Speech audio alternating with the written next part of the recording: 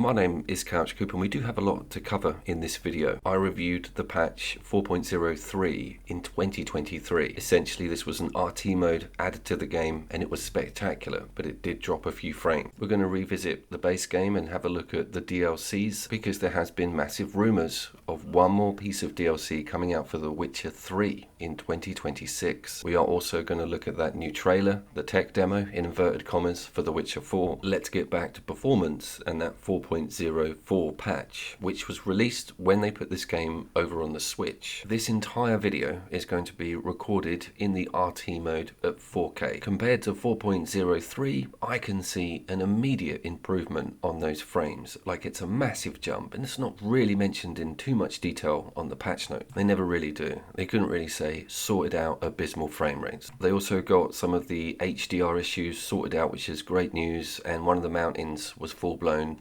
disappearing. But we are here, and I had to do a really strange thing with the original 4.03 video in order to show my audience for that Blood and Wine DLC. There's a level cap for it. Well, it's not capped, but it's a recommended level 30 to 35, but I fast-tracked to the area and got there at level 16. This game does not scale on that front, so all of those quests are a little bit difficult. I've got to go back and do a bit of grind on some of the mainland.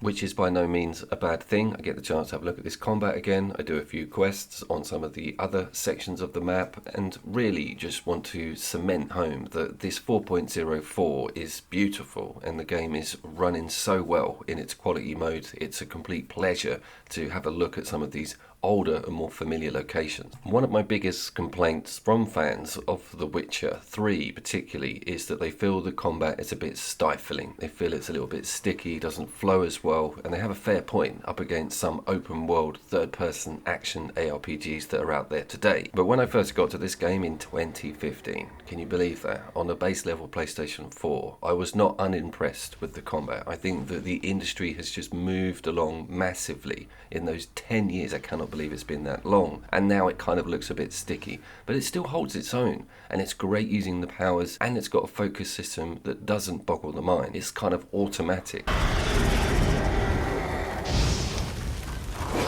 The dodge and rolls actually work, and the guard also has an impact. Stuff bounces back off you, get windows for counter, and strangely enough, this boss and this section appeared as guest DLC in Iceborne over on Monster Hunter World, can you believe? Wilds, you need to up your game on DLC or come out with a massive new expansion. Don't know if you're aware, but Wilds is really suffering with its sustained player base at the moment.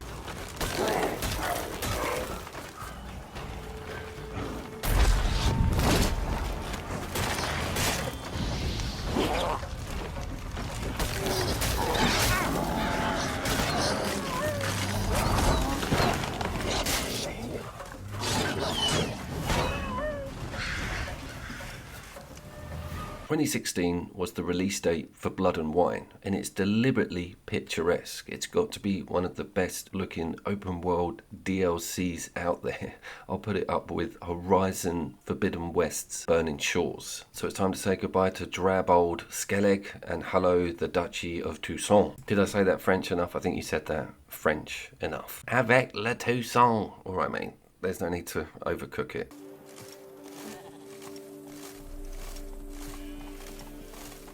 Brave kid, Guillaume. Parmanin oversaw his upbringing. So as mentioned, I am kind of on a tourist visa in this section of DLC, walking around at rank 17. I can't get involved in that main quest content just yet. Probably got a 7 to 10 hour grind to be able to get up to that level to explore what this DLC is all about. Now I have visited this on PS4 along with the Hearthstone DLC, which probably deserves its own video as well. I've got about a year to put that together, so no pressure. They are both purchased separately, and when you do the free download for the PlayStation 5 version of this game off your physical PS4 disc, it will not clock that DLC. You've got to drill into the store page and manually download it yourself. Now this will clash if you don't do that on your loading screen from your previous save over on the 4, if you've got involved with the DLC whatsoever, it will be like, no, don't recognize this save. You'll have a massive palpitation and then just go into that PSN store. Enough about last Saturday. Sweet baby Jesus, look at these visuals. And when I was last doing this, it was dropping frames on this bridge. It was doing that cyberpunk crossover to another section, invisible load wall, that sort of stuff. But this is absolutely butter smooth, and I cannot fault any of the game's performance on a frame rate front. We also have some incredible resolution. I was extremely wowed at going back to this in 2025. The less said about Mind's Eye,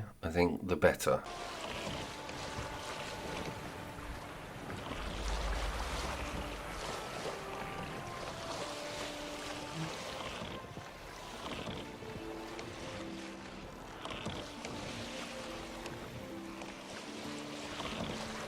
I am trying to get it to stutter on the camera swing, but it's just not doing it. And a huge structure like that would normally upset the frame rates. This DLC is nothing short of a complete work of beauty. And combined with that 4.04, having it on the PlayStation 5, it's just like a new game for me. I'm really thankful that I didn't get to the end of it. I've definitely got that as a job to do coming up this year. And the same goes for that Hearthstone DLC, which is a bit more enemy glamorous. This one is more about the location, but you do get some switch ups, you get some crazy killer triffid like plants and those terrifying little furry black spiders. So they do switch up some of the enemies quite a bit. But Blood and Wine has got this freaking vampire dude boss fight in it, like right at the front end, and if you are not tooled up and leveled up, it's just a brick wall. So I will come back to you with more content on that front. They say a good deed about your nature, and it was smooth.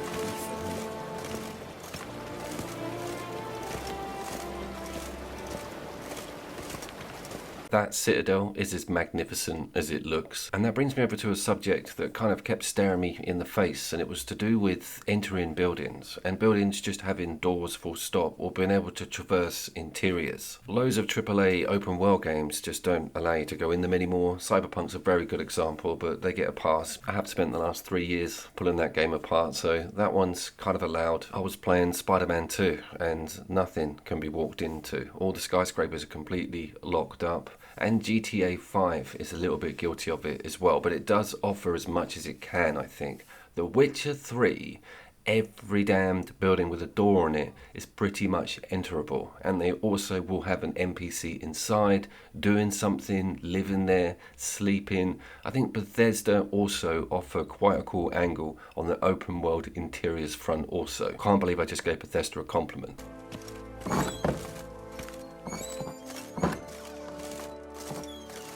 If you own a base level PlayStation 5 and have a physical copy of The Witcher 3, I thoroughly recommend you whack it in that machine, get the SSD RT upgrade for free, and buy these 2 DLC packs, because they are huge. There is enough content there to warrant a Witcher 3.5. If you've played them both all the way through, tell me which one you'd prefer, because Hearthstone I feel is the weaker, but I may be wrong in that because I haven't explored it as much as Blood and Wine. Alright, you wonderful viewer, you gave me 8 minutes. Let's look at this tech demo.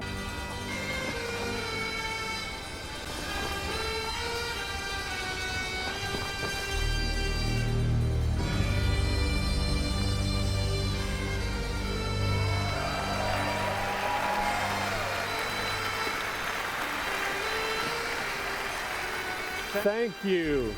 Thank you, everyone, and welcome to the State of Unreal at Unreal Fest Orlando. Okay, this one was pretty big. It was Unreal Fest. They're showcasing the new engine, the tweaked engine. My God, some of the detail they go into on explaining how those trees work in conjunction with the dynamic sunlight. It's all a bit mind-blowing, to be honest. It all says to me there's no frickin' way your base level PlayStation 5 is going to run this.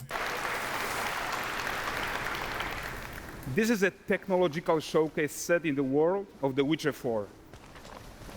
What you just saw and are going to see now is running on a standard PlayStation 5 at 60 FPS with ray tracing.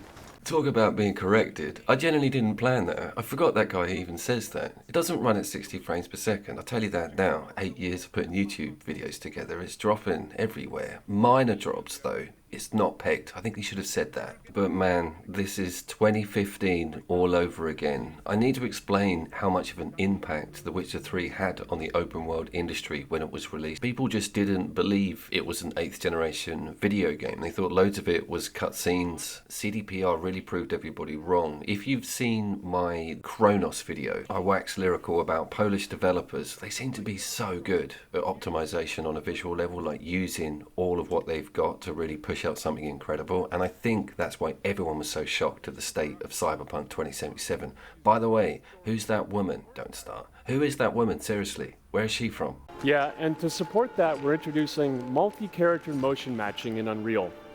So Ciri and Kelpie, they're perfectly synchronized when mounting from any angle and speed. So this horse showcase, everybody lost their minds on X with this. Like every social media post was going crazy about how good this engine looks, about how many different moving parts there are on the horse, the mounting animations, the way the dramatic camera works. It is a mind-blowing moment. This may well be remembered as either the biggest win for advertising ever for an upcoming video game, or the biggest loss, because if it doesn't match up to what we're seeing here, I don't think CDPR are going to get a second chance. They really burnt a lot of fingers with the launch of Cyberpunk 2077, and they came out with a similarly tech demo-esque video reel like this one. We see the dude with the controller in his hand in a minute, which I don't know. Help me, is that real? Just before that, I want you to listen to this tree detail explanation. You know how I feel about foliage. When I was showing this, I was getting like butterflies. You know, I was thinking, oh man, I'm not going to be leaving the house for a long time when this comes out. You don't leave the house anyway. No one asked you. In order to achieve gorgeous foliage density everywhere, while still being memory efficient, fast to render, we believe that a new idea was needed. So instead of the same card approach we've been using for the past 20 years, artists should be free to take a nanite approach to foliage, modeling every single leaf and pine needle. And the old LOD tricks of the past, they needed a complete rethink. And in their place, it's a new adaptive voxel representation in nanite. It's volumetric, it's fully 3D, it is super fast to render.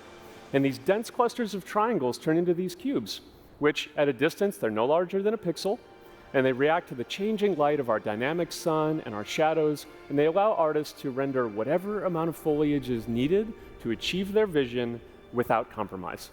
Yeah, base level PlayStation 5 is going to be fine, mate. No issues whatsoever. That brings me on, actually, to the DLC that we've just been looking at on The Witcher 3. Okay, so that is a PlayStation 5 base that I've got that running on. The fan is going hell for leather, brother. It's just as loud as the 1660 trying to run Oblivion at 720. When I've got them both going, my room sounds like a hairdresser's. That's on a freaking 8th generation game. How is it going to run this? Welcome to Valgrest. So Valgrest is a port town, a hub for fishing, trade and mining.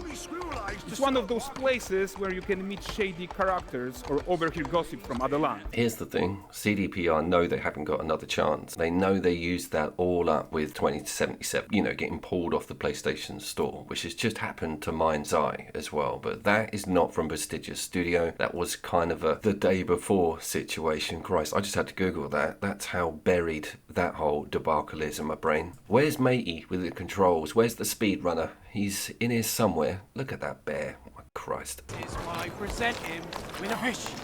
For the furry rascal will often wait, and a bear's weight grants good. That strange woman also walks into someone carrying something. So this is what my brain does on a reverse engineer level. I try and imagine what this would be like if you ran through this at high speed, whether all these animations would keep up with you. There's the speedrunner in the corner. He does what I do, doesn't jerk that camera around, keeps everything smooth and level. They have played this trick on us so many times. I think Ubisoft's Watch Dogs was the one that really sticks out for me. I'm trying to get hold of that first game to run it on the PC at Ultra to see how good that actually looks. Every other Watch Dogs game is on a subscription service apart from that one. I'm also playing Watch Dogs 2 again, and I will say this, it's made me guffaw. It's made me like laugh out loud. Nothing makes me guffaw, alright? So expect content. The stranger then approaches this balcony now, and the camera draws in. So we've stepped into a cutscene. That's normal. That would happen if you were instigating a mission. But again, they don't reveal this to us. They're making it look like it's all in-game and all under your control.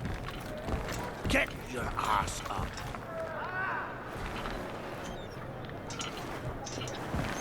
A typical day's toil. Who in? Ah, Witcheress. What news of my wagons?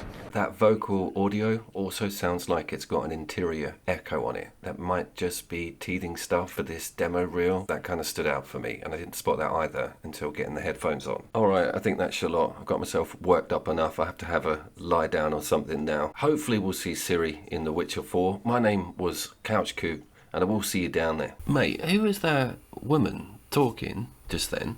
I have got no idea. Let's have another look at her. She rings a bell. Another hallway.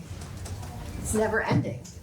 It's interesting because, you know, Remedy is super busy creating this game. She's really gorgeous. She must work at Remedy or something. What a shame we didn't get her in the game. And so they have been really wonderful to let me come and visit and explore, but everyone has been so busy creating. It's like a weird spike as well at this part of the video. I just can't fathom why that's there. I am Couchcoop. This is my control review on the PS5.